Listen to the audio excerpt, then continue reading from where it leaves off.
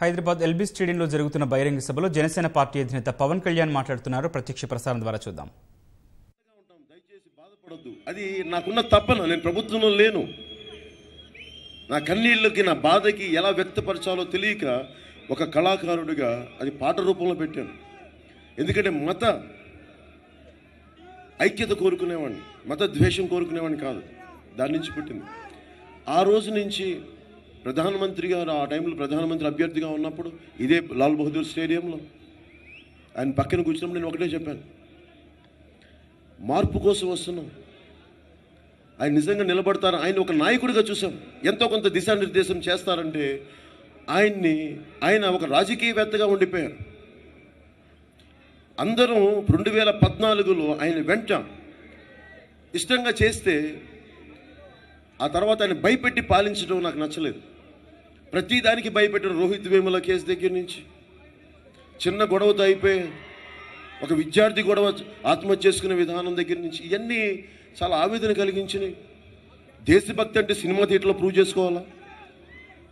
ఇవన్నీ ఆవేదన కలిగించి నోట్లు రద్దు కానీ, జిఎస్టీ కానీ, అలాగే ప్రత్యర్థుల మీద కేసులు వేయడం కానీ, వ్యవస్థను వాడేయడం కానీ, ఇవన్నీ ఆందోళన కలిగించే అంశాలు నాకు.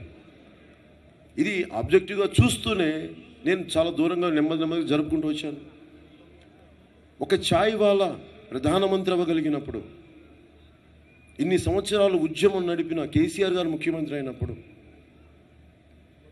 నేను కోరుకుంటుంది నా మనసులో, మనకి తెలంగాణలో కొత్త రాష్ట్రానికి దళిత ముఖ్యమంత్రిని చేయలేకపోయాం కానీ మన భారతదేశానికి మాయావతి గారిని ఎందుకు ప్రధానమంత్రిగా మనం చూడగలం?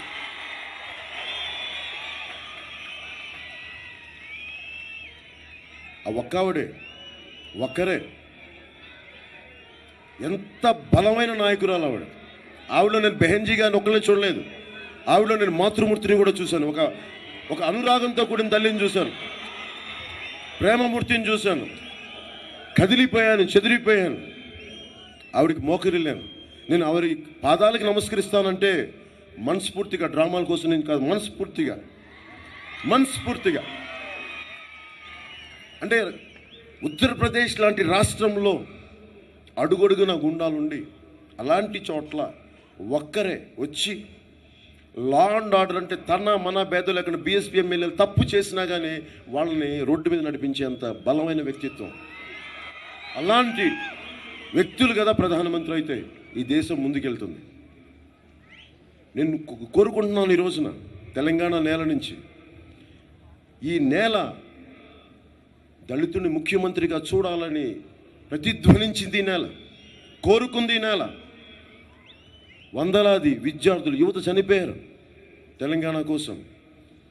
పరిస్థితులు ఏమైనప్పటికీ, నెరవేరలేకపోయినప్పటికీ ఈ రోజున తెలంగాణ నేల నుంచి ఈ అలయన్స్ ఎందుకు బలపడాలి అంటే,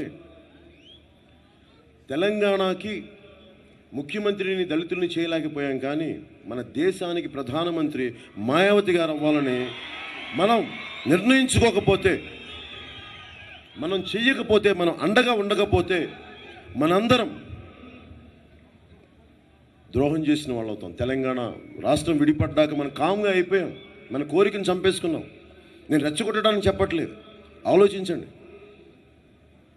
కేసీఆర్ గారికి ఇబ్బంది పెట్టడానికి ఆయనకి నేను చెప్పట్లేదు. మిమ్మల్ని వెళ్ళి రోడ్ల మీద ధర్నాలు చేయమని చెప్పట్లేదు.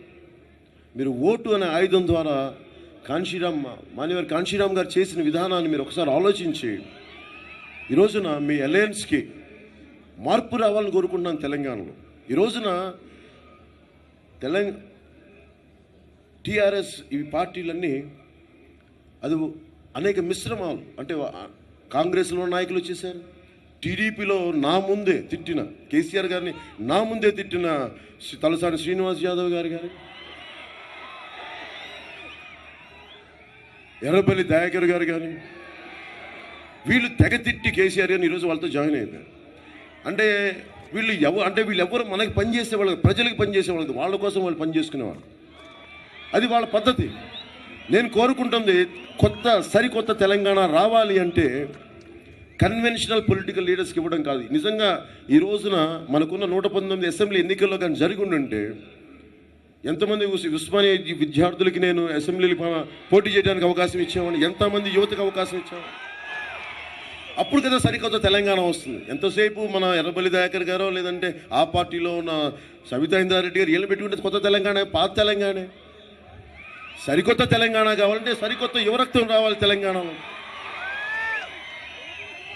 కాదు, ఇది ఆవేశంతో వచ్చే తెలంగాణ రాకూడదు, ఆలోచనతో కూడిన తెలంగాణ రావాలి. పునర్నిర్మాణం కోసం బలమైన తెలంగాణ రావాలి అంటే తలసాని గారి లాంటి నాయకుల వల్ల అవ్వదు, మీలాంటి యువత వల్ల అవుతుంది. ఇక్కడున్న బలమైన ఉద్యమాల కోసం పనిచేసిన ఆడపడుచుల వల్ల అవుతుంది. అందరం కలిసికట్టుగా ఆలోచించాలి, ఒకటే విధంగా ఆలోచించాలి. అందుకని నేను కోరుకుంటుంది, ఈ రోజున ఎందుకు యాక్చువల్ నేను ఎన్ని సీట్లు చేస్తానో నాకే తెలియదు. పార్లమెంట్